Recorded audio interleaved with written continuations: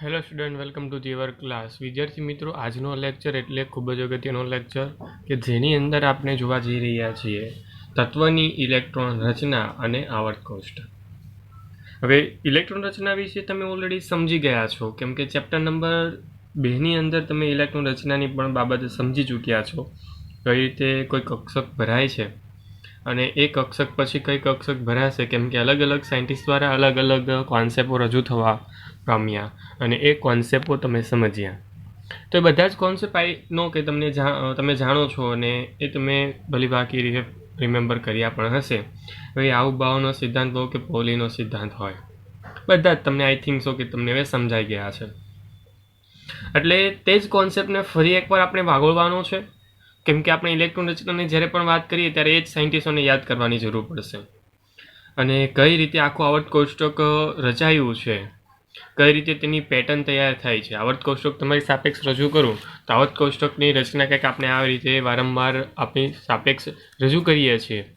તો આ આવર્ત કોષ્ટક તમને કદાચ સારી રીતે સમજવા માટે એક જ શબ્દમાં એમ જ કહીશ કે આવર્ત કોષ્ટકના જેટલા પણ તત્વો છે તેના સ્થાન પહેલાં તો તમને મનમાં ક્લિયર થવા જોઈએ. એટલે વારંવાર આવર્ત કોષ્ટકને તમારે આખા સેમેસ્ટર દરમિયાન જોતું રહેવાનું છે. હું એટલા માટે બોલું છું આ વારંવાર જોવા માટે, કેમ કે આવર્ત કોષ્ટક ખૂબ જ અગત્યનું છે. અને જ્યારે પણ આપણે કેમેસ્ટ્રીની વાત કરીએ ત્યારે ઇનઓર્ગેનિક કેમેસ્ટ્રીની વાત થાય તો સમજો કે આવર્ત કોષ્ટક ખૂબ જ મહત્ત્વ ધરાવે છે. એટલા માટે ખાસ કરીને આવર્ત કોષ્ટક પર વારંવાર નજર ફેરવી કે જેને કારણે તમને તેના તત્વોનું સ્થાન તમારા કદાચ એમ કહી શકાય કે તમારા માઇન્ડમાં સેટ થઈ જશે. અને એ માઇન્ડમાં સેટ થતો તમારો આવર્ત કોષ્ટકનો પિક્ચર એ ખૂબ જ તમને હેલ્પ કરી શકે છે. ક્લિયર? તો આ જ આવર્ત કોષ્ટકને આપણે ડિસ્કસ કરવાનું છે આજે ઇલેક્ટ્રોન રચનાને ધ્યાનમાં લઈને. હવે આપણે બધા જાણીએ છીએ કે કોઈ પણ પરમાણુમાં ઇલેક્ટ્રોનની ઓળખ 4 ક્વોન્ટમ આંકથી આપણે અલગ અલગ રીતે કરી છે. અને 4 અલગ અલગ ક્વોન્ટમ આંકને ધ્યાનમાં લઈને આપણે જ્યારે કોઈ રચના ગોઠવણી કરતા હોઈએ છીએ અથવા તો ઇલેક્ટ્રોન રચનાની વાત કરીએ છીએ, ઇલેક્ટ્રોનની ગોઠવણી કરતા હોઈએ છીએ, ત્યારે સૌપ્રથમ આવે છે મુખ્ય ક્વોન્ટમ આંક. મુખ્ય ક્વોન્ટમ આંક એટલે કે આપણે જાણીએ છીએ સ્મોલ n, જેને આપણે શું કહીએ છીએ? મુખ્ય ક્વોન્ટમ આંક. સાથે લખતું જાઓ તો તમને વધારે સમજ પડી જાય. તો ચાલો તો લખીએ પણ મુખ્ય ક્વોન્ટમ આંક. હવે જે મુખ્ય ક્વોન્ટમ આંક છે જેને આપણે n સ્વરૂપે લઈએ છીએ, મુખ્ય ક્વોન્ટમ આંક જે પરમાણુની મુખ્ય શક્તિ સ્તર કે જેને આપણે કોષ અથવા તો સેલ બોલીએ છીએ. શું બોલીએ છીએ વિદ્યાર્થી મિત્રો? કોષ. અથવા ઇંગ્લિશ વર્ઝન જો આપણે યાદ કરીએ તો એને સેલ બોલીએ છીએ. ઓકે, તો આમ અલગ અલગ શબ્દ દ્વારા આપણે તેને ઓળખી પણ શકીએ છીએ અને ઓળખ્યા છે. હવે આપણે બધા જાણીએ છીએ તે મુજબ પરમાણુમાં ઇલેક્ટ્રોન કેવી રીતે પેટાકોષમાં જાય છે. એટલે કે પેટાકોષ એટલે કઈ પેટાકોષ થશે? એટલે કે આપણે કક્ષક જેને બોલીએ છીએ. ઓકે ને, આ કોષ છે. ત્યારબાદ આપણે કક્ષક ભરીએ છીએ અને એક કક્ષકની અંદર જો સમાવેશ પામતા હોય તો તેમાં S, P, D અને F આવી રીતે પેટા કક્ષકોનો પણ આપણે ઉલ્લેખ કર્યો છે ગયા ચેપ્ટરની અંદર જ. એટલે પરમાણુમાં ઇલેક્ટ્રોનના વિતરણને આપણે ઇલેક્ટ્રોન રચના કહીએ છીએ, જે આ રીતે કદાચ ગોઠવણી પામે છે કોષ અને કક્ષકને ધ્યાનમાં લઈને. અને કોઈ પણ તત્વનું જો આવર્ત કોષ્ટક વિચારવા જઈએ છીએ એટલે સમજવાનું છે કે બધામાં તમને આ વસ્તુ ખૂબ જ અગત્યની લાગશે કે જેની અંદર કોષ અને કક્ષકનું મહત્વ ખૂબ જ રહેલું છે. કેમ કે આપણે બધા જાણીએ છીએ કે જો આપણે ઇલેક્ટ્રોન રચના સેટ કરવી છે ને તો એ કોષ વાઇઝ રહેલા પેટાકોષની અંદર થવાની છે. અને પેટાકોષ એટલે કક્ષક. ઓકે, અને આ જ રીતે આપણે જે રચના કરવા જઈ રહ્યા છીએ ને એક 1 by 1 હું તબક્કાવાર તમને સમજાવીશ. હું તમને સૌપ્રથમ સમજાવવા જઈ રહ્યો છું આવર્તમાં ઇલેક્ટ્રોન રચના. એટલો આપણો પહેલો ભાગ તૈયાર થઈએ કે જે પેમાં આપણે આવર્તમાં ઇલેક્ટ્રોનિક રચના સમજીશું અને સાથે સાથે આપણે બીજી વસ્તુ પણ સમજીશું જે સમૂહમાં ઇલેક્ટ્રોનની રચના સમજાવે. પરંતુ જો તમે આવર્તને સમજીને આગળ ચાલો છો તો હું સમૂહને સમજાવવામાં એકદમ સિમ્પલ ભાષામાં તમને સમજાવવા તત્પર છું. હવે વન બાય વન આપણે વાતો પણ કરીશું, તમને આવર્ત કોષ્ટક પણ દર્શાવતો રહીશ કે જેને કારણે તમને બંને માહિતી ક્લિયર થઈ જાય. આવર્ત કોષ્ટકની જે પણ રૂપરેખા છે, ફરી એકવાર એમ જ કહું છું કે તમારી સાપેક્ષ રજૂ કરું છું કે જેને કારણે તમે તેની રૂપરેખા મગજમાં ક્લિયર કરી દો. કેમ કે મગજમાં ક્લિયર કરવા પાછળનું એક નાનું રીઝન એ છે કે જે પણ તત્વ બોલું છું એ કદાચ તત્વનું સ્થાન તમને ખબર નથી, પરંતુ તેની રૂપરેખા ખબર છે તો તમને કહેતા મને ફાવશે અને તમને સરળતાથી સમજાઈ જશે. એટલે સમજો આવર્ત કોષ્ટકમાં કયો તત્વ કયા જગ્યા પર છે. તો એક વસ્તુ ક્લિયર કરી દઉં છું મગજમાં કે આ બે લાઈન જે છે તે એસ વિભાગ તરીકે ઓળખાય છે. હવે 5 નંબર જે તમને દેખાય છે તે 10 નંબર, જો ઉપર સમૂહની જ વાત કરી દઉં તો કહી શકાય 13 થી લઈને 18, 13 થી લઈને 18 નંબરના જે પણ સમૂહો છે એ સામાન્ય રીતે પી વિભાગના છે. કયા વિભાગના છે વિદ્યાર્થી મિત્રો? પી વિભાગના. એવી જ રીતે જો ડી વિભાગની વાત કરવા જઈશ ને તો 3 થી લઈને 12 સુધી રહેશે. એટલે જે ઊભી લીટીઓ જે છે 3 થી લઈને 12 એ બધા ડી વિભાગ છે. અને એવી જ રીતે જો એફ વિભાગની વાત કરવા જઈએ તો એફ વિભાગ સામાન્ય રીતે 14 તત્વોની બે લાઈન તમને નીચેથી અલગથી દોરીને આપી છે, જેનું સ્થાન ખરેખર આ લાઈનથી કન્ટિન્યુ થાય છે કે જે તમે ઓલરેડી જાણો છો. એટલે આ બે તત્વો જે છે તે પછીના તત્વો આ 14 અને આ 14 અને તેમ ફરી એકવાર અહીંયાથી કન્ટિન્યુ થઈ જશે લાઈન.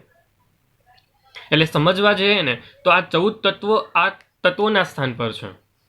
એટલે આ તત્વ પછી નંબર જુઓ એટલે તમને ખ્યાલ આવી જશે. એવી રીતે 89 પછી 90 અહીંયા તમને જોવા મળશે થી 103 સુધી, 104 ફરી એકવાર અહીંયા આવશે. એટલે આખી રૂપરેખા તમે ક્લિયર કરી લેજો મનમાં કે જેને કારણે હું જે વસ્તુ હવે કહેવા જઈશ તે તમને સરળતાથી સમજાશે. સાથે સાથે આવર્તને પણ તમને બતાવી દઉં. જે આવર્તની વાત હમણાં કરવાની છે આપણે, આવર્તની અંદર પહેલા આવર્ત હોય તો તેની અંદર બે તત્વ રહેલા છે H અને He, હાઇડ્રોજન અને હિલિયમ. ધ્યાન જો આવર્ત નંબર 2ની વાત કરું, આવર્ત નંબર 2ની વાત કરીશ એટલે તમે જાણો છો તે મુજબ તમારી પાસે કુલ 1 2 3 4 5 6 7 8 એટલે તમે જાણો છો 2 8 8 18 18 32 અપ ટુ 100 સુધી. મતલબ એ વસ્તુ બધા તમે જાણો છો. તો એ જ પ્રમાણેની આ ગોઠવણી છે. પહેલા આવર્તની અંદર 2 એટલે આપણે એમ કહીએ છીએ પહેલા કોષની અંદર 2 ઇલેક્ટ્રોન સમાય. પછી જો કોઈ ત્રીજો ઇલેક્ટ્રોન કોઈ તત્વ પાસે છે તો એ બીજા કોષની અંદર જશે એટલે આપણે શું લખીએ છીએ 2 1 લખીએ છીએ. હા, તો એ જ વસ્તુ અહીંયા છે કે પહેલા આવર્તની અંદર 2 જ જાય છે. પછી જો તમને જોવા મળે છે તત્વના ઇલેક્ટ્રોન તો તે પછીના આવર્તમાં જશે.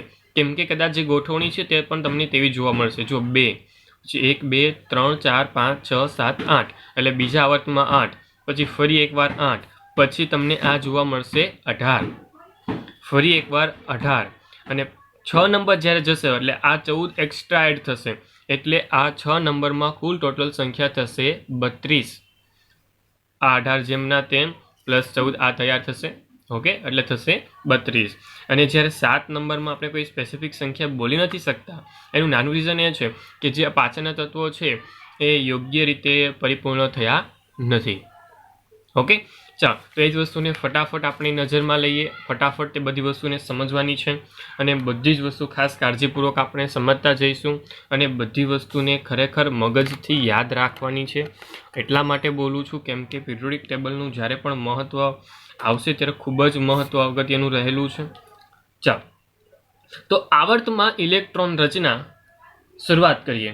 હવે આવર્ત ક્રમ બાહ્યતમ કક્ષા અને બાહ્યતમ કક્ષાને અનુલક્ષીને સંયોજકતા કોષ માટે n નું મૂલ્ય દર્શાવે. સ્વાભાવિક છે કે હમણાં જ આપણે પિરિયોડિક ટેબલમાં વાત કરી 1 થી 7 આવર્તની, તો 1 થી 7 આવર્ત જે છે સામાન્ય તમારા n નું મૂલ્ય દર્શાવે છે કે જેમાં n બરાબર 1 લો, n બરાબર 2 લો, n બરાબર 3 લો.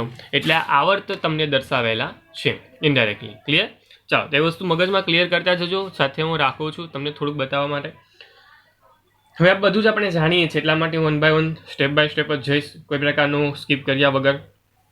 હવે એ બધા તમે જાણો છો તે મુજબ પ્રત્યેક આવર્તમાં તત્વોની સંખ્યા, ત્યારબાદ વાત કરું ભરનારા જે પણ તત્વો છે એ કયા શક્તિ સ્તરમાં છે અને તે કઈ કક્ષકમાં જાય છે અને તમે એ પણ જાણો છો કે એક કક્ષકની અંદર કેટલા ઇલેક્ટ્રોન સમાય છે.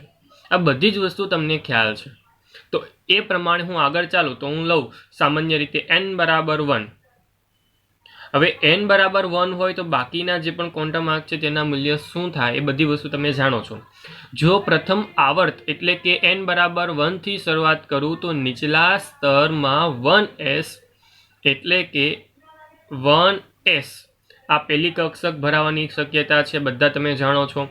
1s ની અંદર ફરી એકવાર બે તત્વોનો સમાવેશ થાય, કેમ કે એક કક્ષકની અંદર બે ઇલેક્ટ્રોન સમાય. કઈ રીતે? તો કે આપણે જાણીએ છીએ તે મુજબ 1s1 અને 1s2. જો 1s1 હોય અને 1s2 હોય તો સિમ્પલ છે કે બે કયા કયા તત્વો તૈયાર થાય છે? તો બે તત્વો તૈયાર થાય, અને તે બે તત્વો એટલે સામાન્ય રીતે હાઇડ્રોજન અને હિલિયમ, એટલે H અને He. એટલે આ બધી વસ્તુ ક્લિયર છે અને તમે વસ્તુ પિરિયોડિક ટેબલમાં જોઈ પણ શકો છો. પહેલા વર્ગની અંદર બે તત્વો રહેલા છે, હાઇડ્રોજન અને હિલિયમ. ક્લિયર? ચાલો આગળ વધીએ. તમારી પાસે જો n બરાબર 1 હોય તો તે સંપૂર્ણ ભરાઈ ગઈ છે. સપોઝ કે તમારા તત્વ પાસે 3 ઇલેક્ટ્રોન રહેલા છે. ઓકે, અને એ વસ્તુ પણ ક્લિયર કરતા જજો સાથે વિદ્યાર્થી મિત્રો. જો પહેલી કક્ષક છે, પહેલી કક્ષા છે, તો આપણે પહેલી કક્ષા અથવા તો પહેલો સેલ બોલીએ છીએ, જેને આપણે કે વડે દર્શાવીએ છીએ, કેમ કે આપણે પ્રથમ કોષની જ્યારે વાત કરીએ ને તો પ્રથમ કોષ જેને આપણે કે વડે દર્શાવીએ છીએ. આ તો ધોરણ 10 થી બધા જાણો છો તમે, આમાં મારે ડિટેલમાં કહેવાની કોઈ જરૂર નથી. કે L M N. ઓકે, ચાલો હવે એ જ વસ્તુને કન્ટિન્યુ કરું છું, એ જ વસ્તુ દ્વારા તમને સમજાવું છું, 1 બાય 1 બધી જ વસ્તુ સાથે લેતો જાઉં છું. સપોઝ કે હું n બરાબર હવે 2 લઉં છું. સમજો તમારી n બરાબર 1 ની પ્રકૃતિ અહીંયા ફિનિશ થઈ જાય છે. સંપૂર્ણ પહેલો કોષ અથવા એમ કહી શકાય કે કે કોષ સંપૂર્ણ ભરાઈ ગયો છે. હવે હું શું ભરાય છે? તો કે આવર્ત નંબર 2 શરૂઆત થાય છે. આવર્ત નંબર 2 ની શરૂઆત ક્યાંથી થાય છે? તો કે આવર્ત નંબર 2 ની શરૂઆત સામાન્ય રીતે લિથિયમથી થાય છે. લિથિયમથી આગળ વધીએ ક્યાં સુધી? નિયોન સુધી. ઓકે, લિથિયમથી સ્ટાર્ટ કરીને ક્યાં સુધી? નિયોન સુધી. એટલે તેની અંદર બે સમૂહનો સમાવેશ થાય છે, S સમૂહ અને P સમૂહ. તો એ જ રીતે હું તમને સમજાવી દઈશ કે તમારી પાસે હવે n બરાબર કેટલા છે વિદ્યાર્થી મિત્રો? 2 છે. n બરાબર 2 હોય તો ત્રીજો ઇલેક્ટ્રોન જે દાખલ થવાનો છે એ ત્રીજો ઇલેક્ટ્રોન સરળતાથી દાખલ કઈ જગ્યા પર થશે વિદ્યાર્થી મિત્રો? તો કે ત્રીજો ઇલેક્ટ્રોન દાખલ થશે 2s ની અંદર. તમે બધા જાણો છો તે જ રીતે. ક્યાં દાખલ થશે? 2s ની અંદર. હવે 2s માં પણ બે ઇલેક્ટ્રોન સમાય, તો લિથિયમ અને બેરિલિયમ એટલે s ના બે તત્વો એ તમને ત્યાં જોવા મળે છે. વસ્તુ ક્લિયર રાખજો. જો 3 ઇલેક્ટ્રોન હોય ને તો પણ 2s નો તત્વ કહેવાય. જો 4 ઇલેક્ટ્રોન હોય તેવો તત્વ પણ 2s વાળો તત્વ કહેવાય, કેમ કે 2s1 અને 2s2 એ રીતે બે તત્વો તમારે સમક્ષ રચાશે. ત્યારબાદ પછીનો જો કોઈ ઇલેક્ટ્રોન છે ને તો કેમાં જશે વિદ્યાર્થી મિત્રો? જો પછીનો કોઈ ઇલેક્ટ્રોન છે તો સમજો તે મુજબ P જે વિભાગ છે ત્યાંની અંદર એન્ટર થાય, અને ત્યારે બોરોન જે છે, બોરોન પિરિયોડિક ટેબલ તમારી સાપેક્ષે જો કરું, બોરોન જે છે જો 1 2 ભરાઈ ગયા છે, 1 2 ભરાઈ ગયા છે. હવે ક્યાં જશે ઇલેક્ટ્રોન? અહીંયા જશે. એટલે સમજો તે મુજબ અહીંયાથી ભરવાનું સ્ટાર્ટ થશે. જો તમારી પાસે કુલ 5 ઇલેક્ટ્રોન હોય તો બોરોન તૈયાર થશે. જો ઇલેક્ટ્રોન 6 હોય તો કાર્બન તૈયાર થશે. જો ઇલેક્ટ્રોન 7 હોય તો નાઇટ્રોજન તૈયાર થશે. અપ ટુ 10 સુધીની ઇલેક્ટ્રોન રચના તૈયાર થઈ શકશે અહીંયા. ક્લિયર? કે જેને કારણે હું સિમ્પલ ભાષામાં વાત કરું તો તમારી પાસે 2s ભરાઈ ગયા પછી 2p ભરાશે. બધા તમે જાણો છો તે જ મુજબ. તમે રચના ઓલરેડી જાણો છો કઈ રીતે ભરાય છે તે રીતે, કે જેમાં સિમ્પલ રચના બોલું. સપોઝ કે તમારી પાસે નાઇટ્રોજન છે અને નાઇટ્રોજનમાં જો વાત કરવા જાઓ કે ઇલેક્ટ્રોન રચના વિદ્યાર્થી મિત્રો કઈ રીતે લખી શકાય, તો તમારે ક્લિયર શબ્દમાં લખવી પડે 1s2 2s2 2p. હવે p એટલે કેટલા ઇલેક્ટ્રોન તૈયાર થશે? નાઇટ્રોજન એટલે કે પરમાણુ ક્રમાંક 7. પરંતુ જ્યારે પિરિયોડિક ટેબલમાં જો સ્થાન યાદ હોય તો તમને સરળતાથી સમજ પડી જાય કે ત્રીજું સ્થાન છે.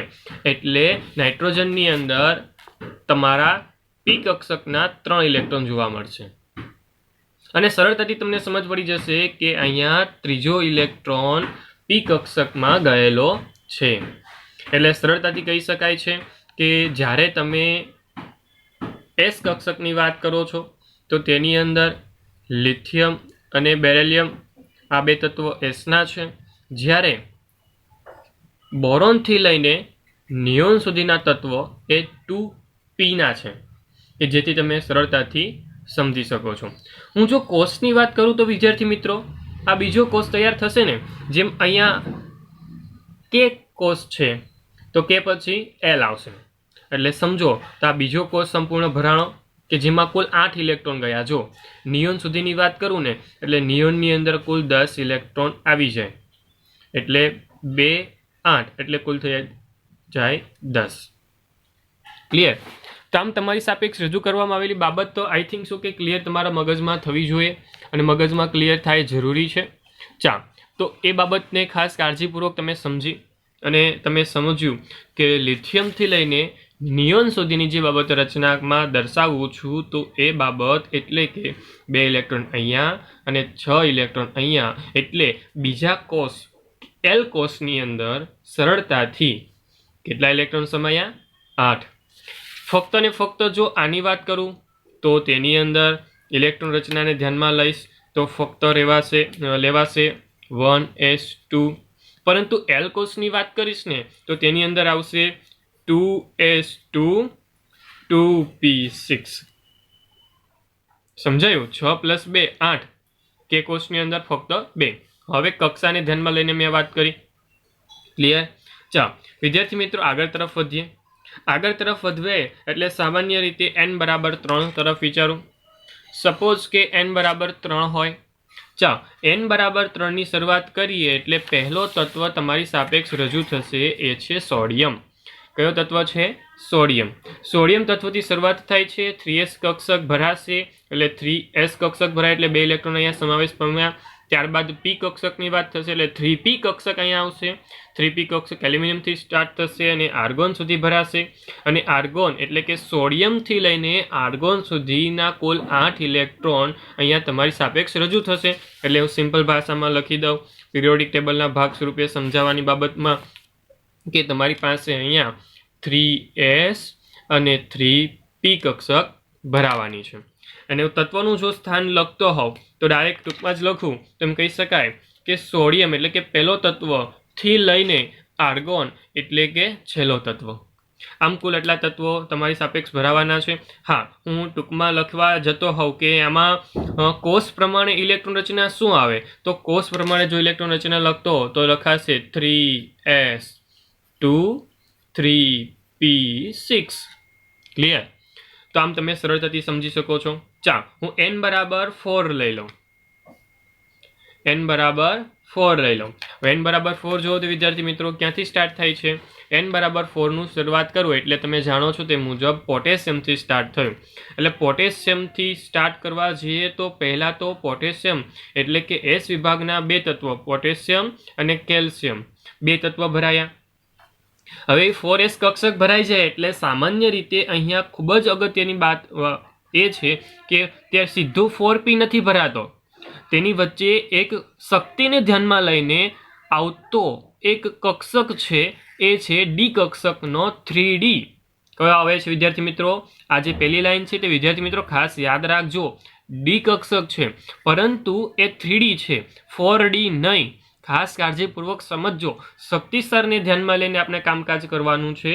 તો એ 3d સંક્રાંતિ તત્વો જે છે, ડીના સંક્રાંતિ તત્વ છે એટલે કે 3d સંક્રાંતિ તત્વો જે છે એ પ્રાપ્ત થશે.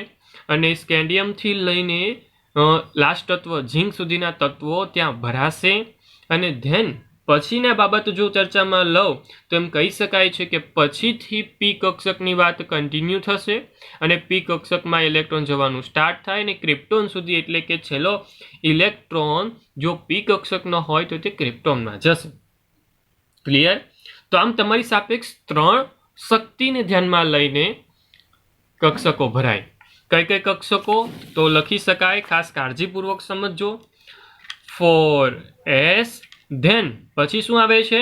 3d. વિદ્યાર્થી મિત્રો ખાસ યાદ રાખજો, 3d આવે છે, 4d નહીં. એન્ડ ધેન શું આવશે? 4p. તત્વોની વાત કરું તો પહેલો તત્વ કયો હતો વિદ્યાર્થી મિત્રો? પહેલો તત્વ હતો અહીંયા પોટેશિયમ. ત્યારબાદ હું વચ્ચે લખી દઉં છું ડી કક્ષકનો સ્કેન્ડિયમ. અને ત્યારબાદ આગળ વધું એટલે ઝીંકે તે પૂરું થાય અને ધેન લાસ્ટ તત્વ લખી દઉં એટલે કે ક્રિપ્ટોન સુધી જાય છે. એટલે આ તત્વોની એક હારમાળા લખી કે જેને કારણે તમને સરળતાથી બધી જ વસ્તુ સમજાય છે. હવે આ લખવા પાછળનું કારણ શું છે? જે ઝીંક અને સ્કેન્ડિયમ લખ્યું છે એના માટેનું કારણ એ છે કે તે 3D માટે છે અને 3D જે તત્વ છે સામાન્ય રીતે સંક્રાંતિ તત્વ તરીકે ઓળખાય છે. તો આ વસ્તુ પણ તમારે યાદ રાખવાની છે. જો તમને પૂછવામાં આવે સંક્રાંતિ તત્વો તો ડી ના રહેશે અને જો તમને પૂછવામાં આવે આંતર સંક્રાંતિ તો તે એફ ના રહેશે. એટલે આ તત્વોને ખાસ યાદ રાખીને તમારે એના નામ પણ યાદ રાખવાના છે. તો એ બધી વસ્તુ આપણે ચર્ચાના ભાગ સ્વરૂપે લઈશું પાછળથી. હવે સાથે સાથે હું લખતો જાઉં કે કક્ષા દ્વારા જે પણ ઇલેક્ટ્રોનની કોષો ભરાય છે તે સંપૂર્ણ ભરાઈ જાય તો કેવી રીતે લખાય? તો તે રીતે લખાશે 4s2 3d10 કેમ કે 10 ઇલેક્ટ્રોન જશે અને 4p6. ક્લિયર?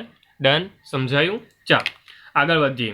તો આ હતું n બરાબર 4. તો n બરાબર 5 તરફ વધીએ. જો n બરાબર 5 તરફ વધવા જઈએ તો તમે બધા જ જાણો છો તે મુજબ અહીંયા જેમ 18 ઇલેક્ટ્રોન ભરાયા 10 + 6 + 2 18 ઇલેક્ટ્રોન ભરાયા તેવી જ રીતે અહીંયા પણ 18 ઇલેક્ટ્રોન ભરાવાના છે કે જેની અંદર 5s 4d અને 5p નો સમાવેશ થાય છે. તત્વોને ધ્યાનમાં લઈએ. તત્વો કયા કયા છે? જો તો વિદ્યાર્થી મિત્રો 5 એટલે પહેલો તત્વ આવે છે. કયો તત્વ છે? RB. RB એટલે રૂબિડિયમ. કયો તત્વ છે વિદ્યાર્થી મિત્રો? રૂબિડિયમ, જે સામાન્ય રીતે તમને જોવા મળે છે. ત્યારબાદ ચોથા આવર્તનો સમાન ધરાવતો હોય તે રૂબિડિયમ. ત્યારબાદ આગળ વધીએ એટલે 4D એટલે 4Dની વાત કરીશ એટલે આ બીજી હરોળ તમને જોવા મળે છે ડી સંક્રાંતિ તત્વ માટેની. આ બીજી હરોળ આખી ભરાશે એટલે 48 નંબરનો જે પણ નંબર દેખાય ત્યાં સુધીનું સંપૂર્ણ માહિતી ત્યાં તમને જોવા મળશે. અને ત્યારબાદ પી કક્ષકની વાત થશે અને પી કક્ષકમાં ફરી એકવાર ઇન્ડિયમથી ચાલુ કરીને ઝેનોન સુધીના જે પણ તત્વ છે એ સંપૂર્ણ રીતે ભરાશે. ઓકે, તો શરૂઆત ક્યાંથી કરીએ આપણે? રૂબિડિયમથી. રૂબિડિયમથી સ્ટાર્ટ કરીને ઝેનોન સુધીના તત્વો અહીંયા સરળતાથી ભરાય છે. એટલે જો હું નામ લખું તો સરળતાથી તમને સમજ પડે એટલા માટે હું લખીશ કે રૂબિડિયમથી સ્ટાર્ટ કરી યુટેરિયમ અને ત્યાંથી લઈને સ્કેન્ડિયમ, ત્યાંથી લઈને XE એટલે ઝેનોન. આમ તમારી સાપેક્ષ રજૂ થયેલા જે પણ ઝેનોન સુધીના તત્વો છે એટલે કુલ કેટલા? 18 ઇલેક્ટ્રોન સમાઈ જાય છે. 5s2 4d10 5p6. ઓકે, ચાલો. તો આમ તમારી સાપેક્ષ રચાયું એ હતું n બરાબર 5. ચાલો n બરાબર 6ની વાત કરીએ. n બરાબર 6ની વાત કરું એટલે વિદ્યાર્થી મિત્રો ખાસ કાળજીપૂર્વક હવે સાંભળજો કેમ કે હવે f કક્ષકની એન્ટ્રી થાય છે. f કક્ષકની એન્ટ્રી થવાની સાથે હું એમ કહું છું કાળજીપૂર્વક સાંભળજોનું નાનું રીઝન એ જ છે કે અહીંયા તમારો f કક્ષક કઈ રીતે રહેલો છે તમને સમજ આવી જોઈએ. તમારી સાપે f કક્ષકની માહિતી પણ રજૂ કરું કે જેને કારણે તમને સમજ પડી જાય. હવે તમારી પાસે n બરાબર 6 છે અને n બરાબર 7 છે અને તમારી બે f કક્ષકની લાઈન પણ તમને યોગ્ય ડ્રો કરીને આપી છે. સમજતા જશો ખાસ કાળજીપૂર્વક. તમારી પાસે n એટલે કે 32 તત્વો પહેલાં તો અહીંયા તમને જોવા મળે છે. કુલ કેટલા તત્વો? 32 તત્વો જોવા મળે છે. અને જેમ આગળ વધીએ તેમ 6s, ત્યારબાદ 4f. સમજો વિદ્યાર્થી મિત્રો, 4f, ત્યારબાદ 5d અને ધેન 6p. આવી રીતે કક્ષકો ભરાશે એટલે સમજો તો પહેલાં s કક્ષક, પછી f કક્ષક, પછી d કક્ષક અને પછી p કક્ષક. આવી રીતે ઇલેક્ટ્રોનની જે પણ પૂર્ણતા છે એ જવાની ક્રિયાવિધિ થશે. અને જોવા જઈએ તો સામાન્ય રીતે તમારો જે પણ તત્વ એટલે કે 58 નંબરનો તત્વ જે છે CE, જેને આપણે સીરિયમ બોલીએ છીએ, સીરિયમથી લઈને 71 એટલે કે LU જેને આપણે લ્યુટેશિયમ બોલીએ છીએ, તો સીરિયમથી લઈને લ્યુટેશિયમ સુધીના તત્વો સામાન્ય રીતે 4f આંતર સંક્રાંતિ તત્વોની જે પહેલી લાઈન છે જે 4f કક્ષાની છે તે ભરાય છે. એટલે આ જે શ્રેણી જે છે સામાન્ય રીતે LA થી સ્ટાર્ટ થાય છે. LA થી સ્ટાર્ટ થતી હોવાને કારણે તેને આ જે તત્વો છે ને તેને લેન્થેનોઇડ લેન્થેન કહેવામાં આવે છે કે જેને કારણે લેન્થેનોઇડ શ્રેણી એવો શબ્દ અહીંયા સામાન્ય રીતે વપરાય છે. વિદ્યાર્થી મિત્રો ખાસ કાળજીપૂર્વક યાદ રાખજો. આ તત્વોના નામ પરથી આખી શ્રેણી આપણે નામ આપીએ છીએ આખી શ્રેણીનું, અને એ છે લેન્થેનોઇડ શ્રેણી.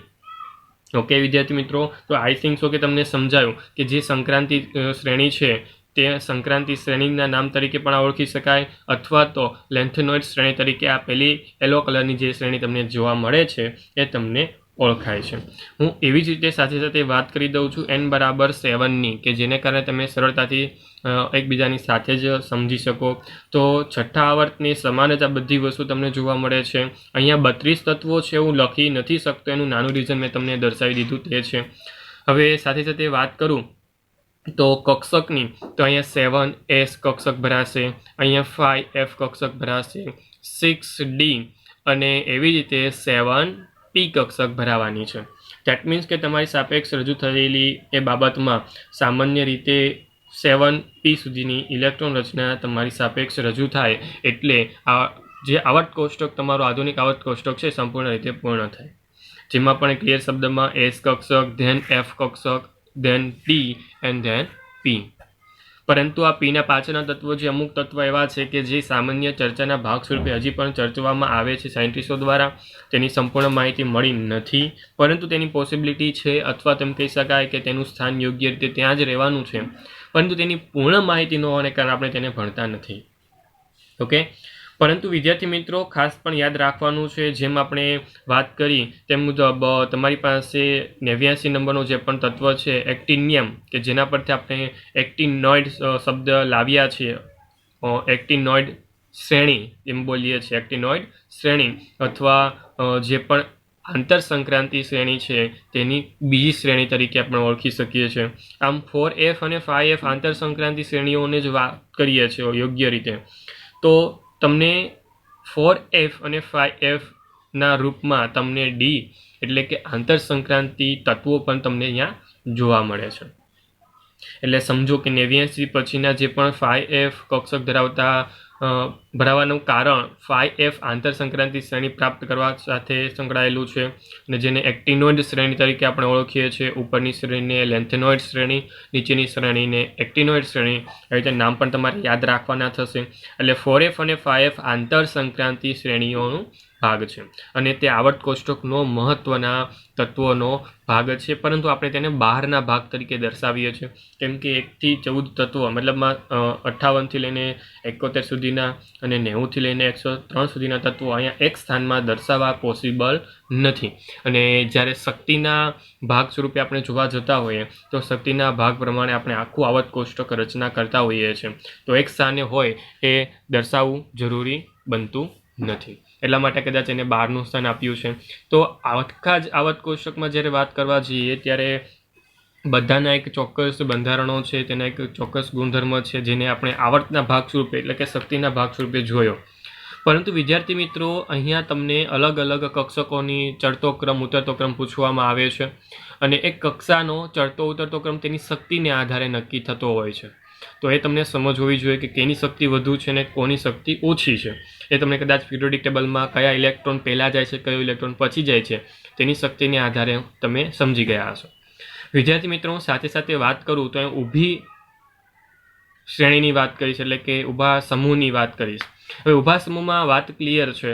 તમારી પાસે પહેલો જે પણ ઊભો સમૂહ છે એ લિથિયમ ફેમિલી તરીકે ઓળખાય છે, કેમ કે તેનો પહેલો તત્વ લિથિયમ છે, એટલે લિથિયમ સમૂહ તરીકે પણ આપણે તેને ઓળખી શકીએ છીએ. બીજો સમૂહ છે બેરિલિયમ ફેમિલી અથવા તો બેરિલિયમ સમૂહ તરીકે ઓળખાય છે. એવી રીતે boron, carbon, nitrogen, oxygen, fluorine અને હિલિયમ.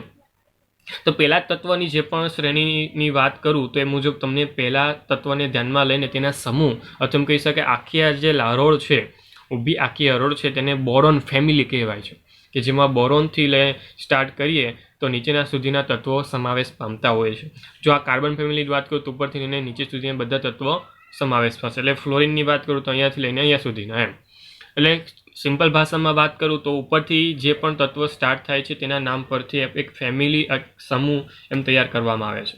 જો સ્પેસિફિક નામની વાત કરું તો જે ઊભો હરોળ તમને દેખાય છે પહેલી, જે તમે ઓલરેડી જાણો છો, તેને આપણે કહીએ છીએ NS1 પ્રકારની શ્રેણી, એટલે કે આલ્કલી ધાતુઓ. અને જ્યારે આ બીજી શ્રેણી તમને જોવા મળે છે જે તમે જાણો છો તે મુજબ આલ્કલાઇન અર્ધ ધાતુઓ. હવે આ બંને તમે ઓલરેડી જાણો છો, આલ્કલી અને આલ્કલાઇન અર્ધ ધાતુઓ. જ્યારે તમે તેની ઇલેક્ટ્રોન રચના લખો છો વિદ્યાર્થી મિત્રો, ત્યારે એની ઇલેક્ટ્રોન રચના સામાન્ય રીતે તેની બાહ્યતમ કક્ષામાં સમાન પ્રકૃતિ જોવા મળે છે. જેમ કે તમારી પાસે લિથિયમ છે તો તેના બાહ્યતમ કક્ષામાં 2s1 જોવા મળશે, અહીંયા 3s1, અહીંયા 4s1. ઇલેક્ટ્રોન રચના જોજો વિદ્યાર્થી મિત્રો, વધુ સમજ પડશે અને વધુ સરળતાથી તમે એ વસ્તુને લખી શકશો, કહી શકશો.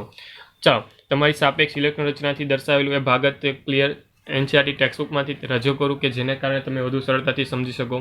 3, 11, 19, 37, 55 અને તો આ રીતે જે તમારી સાપેક્ષ રજૂ કહ્યું તો એની અંદર પહેલી લિથિયમ ફેમિલી છે કે જેની ઇલેક્ટ્રોન રચના કંઈક આ રીતે આપણે લખી શકીએ છીએ. ટૂંકા સ્વરૂપમાં પણ આપી છે અને સંપૂર્ણ સ્વરૂપમાં પણ તમને આપી છે, એટલે જોઈ શકો છો. બાહ્યતમ કક્ષાનો જે ઇલેક્ટ્રોન છે એ S1 સ્વરૂપનો છે. જો 2s1. હા, પેટા કક્ષકો જે છે તે 2s પ્રકારની હોય, 1s પ્રકારની હોય, પરંતુ જે મૂળ કક્ષા છે એટલે કે શક્તિનું જે સ્તર છે તે બદલાતો હોય. જો અહીંયા 2 છે, અહીંયા 3, અહીંયા 4, 5, 6 and 7. તો ધેટ મીન્સ કે તમારી પાસે કક્ષા બદલાતી જાય છે, પરંતુ કક્ષક જે છે તેનું એક ચોક્કસ સ્વરૂપ તમને જોવા મળે છે. તો આમ તમે સરળતાથી તે સમૂહોને ધ્યાનમાં લઈને પણ તમારા પિરિયોડિક ટેબલના મહત્ત્વને સમજી શકો છો. અને આમ તમારી સાપેક્ષ રજૂ કરેલી બધી જ માહિતી પિરિયોડિક ટેબલને તમને ખાસ ઉપયોગમાં આવે તે હું માનું છું. અને જે પણ વસ્તુ મેં તમને કાળજીપૂર્વક કહી છે તેને તમે વાપરશો અને તેને ફટાફટ રિવિઝનના ભાગ સ્વરૂપે ફટાફટ તમે એકવાર એનસીઆરટી ટેક્સ્ટબુક મુજબથી તમારું રીડિંગ પતાવો અને ફરી એકવાર તેને લગતા કોઈ સવાલ હોય તો મને કોમેન્ટ બોક્સમાં જણાવો. તમારો ચોક્કસ આન્સર મળશે, તમારા સવાલો જવાબ મળશે. અને જો આખો વિડીયો તમને પસંદ આવે તો લાઇક કરો, શેર કરો અને સબસ્ક્રાઇબ બટનને પસંદ કરો કે જેને કારણે મારા વધુથી વધુ વિડીયો તમારા સુધી પહોંચતા રહે. Thank you. હું છું તમારો મેન્ટોર શિક્ષક હિમાંશુ દધારા સર.